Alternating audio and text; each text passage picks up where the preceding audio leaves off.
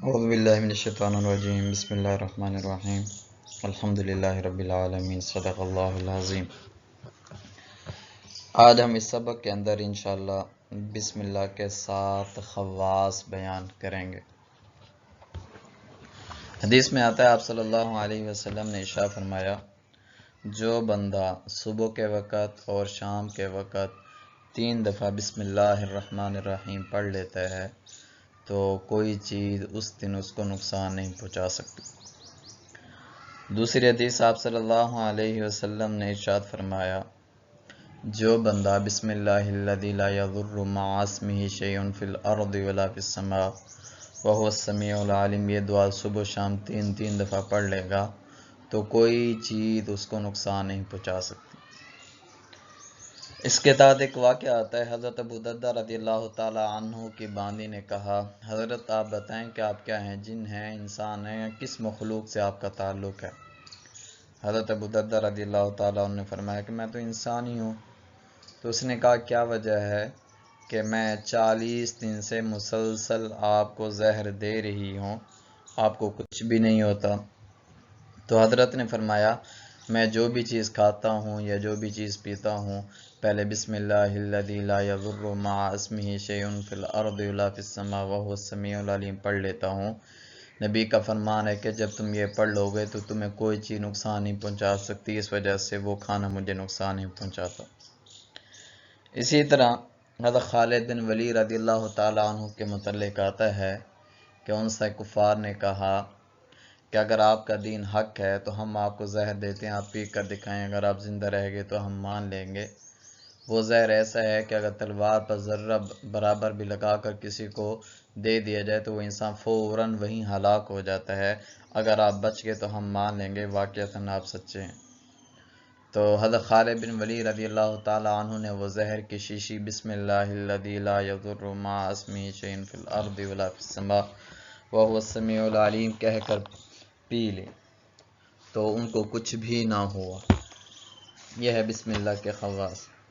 حدیث میں آتا ہے کہ جب کسی بچے کو مکتب میں داخل کرایا جاتا ہے تو وہ بسم اللہ الرحمن الرحیم پڑھتا ہے تو اس کی وجہ سے اللہ تعالیٰ 4 بندوں کی بخشش فرما دیتے ہیں۔ نمبر 1 خود اس بچے کی، نمبر 2 اس کے استاد کی، نمبر 3 اس کی والدہ کی، نمبر 4 اس کے والد کی۔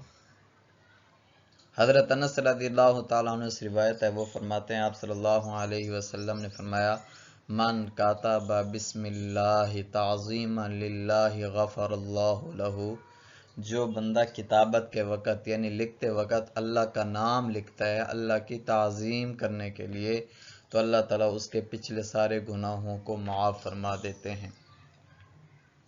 یہ جو بسم اللہ ہے یہ سورہ فاتحہ اور اسی طرح تقریباً 113 صورتوں کے شروع میں آیا ہے سوائے سورۃ توبہ کے۔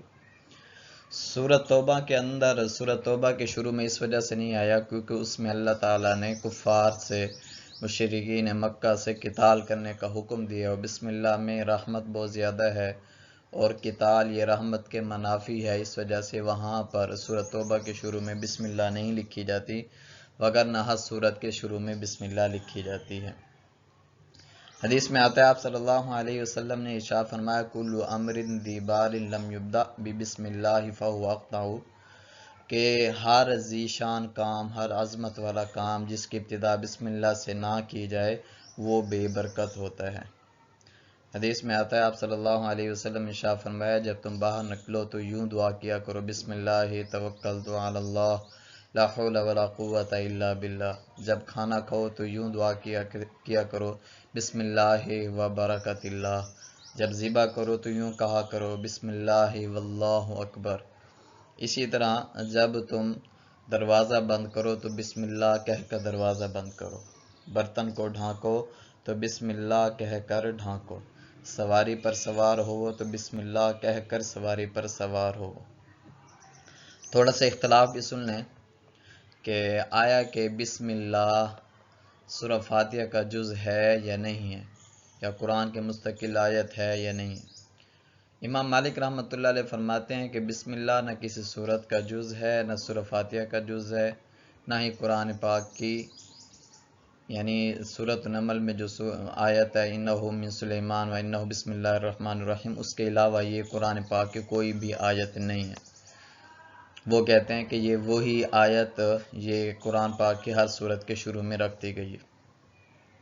امام منیفہ رحمۃ اللہ علیہ فرماتے ہیں کہ بسم اللہ یعنی جو سورۃ نمل کے علاوہ جو بسم اللہ صورتوں کے شروع میں لکھی جاتی ہے وہ کسی صورت کا جز نہیں ہے، اسی طرح سورہ فاتحہ کا بھی جز نہیں ہے، لیکن قرآن پاک ایک مستقل آیت ہے، گویا کہ یہ 113 آیتیں ہیں، اگر کوئی بندہ ان کو نہیں پڑھتا تو اس کا قرآن مکمل نہیں ہوگا۔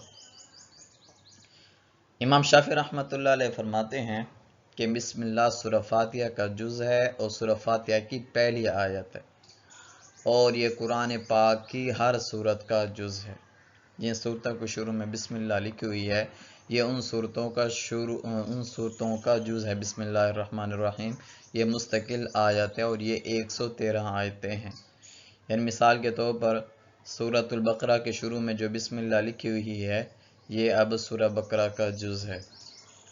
خلاصہ یہ نکلا امام مالک رحمۃ اللہ علیہ کے نزدیک یہ قرآن پاک کی جو سورۃ النمل میں جو آیت ہے وہی آیت 113 صورتوں کے شروع میں لکھ دی گئی ہے۔ امام شافعی رحمۃ اللہ علیہ کے نزدیک ہر صورت کا جز بسم اللہ الرحمن الرحیم ہے۔ امام حنیفہ رحمۃ اللہ علیہ کے نزدیک قرآن پاک کی مستقل آیت ہے لیکن خاص کسی صورت کا جز نہیں ہے، علیحدہ مستقل آیت ہے، قرآن میں لکھی جاتی ہے، پڑھی بھی جاتی ہے۔ نماز کے اندر سورہ فاتحہ سے پہلے بسم اللہ الرحمن الرحیم آہستہ آواز سے پڑھنا سنت ہے۔ کیوں؟ دلیل یہ ہے ترمذی شریف میں حدیث آتی ہے، آپ صلی اللہ علیہ وسلم کے بارے میں ہے، حضرت ابو بکر حضرت عمر رضی اللہ تعالیٰ عنہما جب نماز شروع فرماتے تھے تو الحمدللہ رب العالمین سے نماز شروع کرتے تھے، بسم اللہ جہرا نہیں پڑھا کرتے تھے بلکہ الحمدللہ رب العالمین سے نماز شروع کیا کرتے تھے۔ بسم اللہ کے بہت زیادہ فوائد ہیں۔ ایک واقعہ امام قلوبی رحمۃ اللہ علیہ نے لکھا ہے بسم اللہ کے متعلق۔ ایک عورت تھی، وہ جو بھی کام کرتی تھی بسم اللہ کہہ کر کرتی تھی۔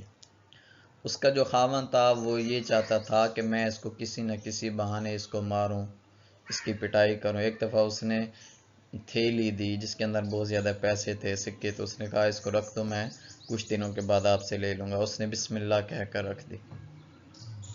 ہوا یہ کہ اس نے وہ تھیلی چپکے سے اٹھا لی، اس کے پیسے اٹھا لیے اور جا کر کنویں میں ڈال دیے۔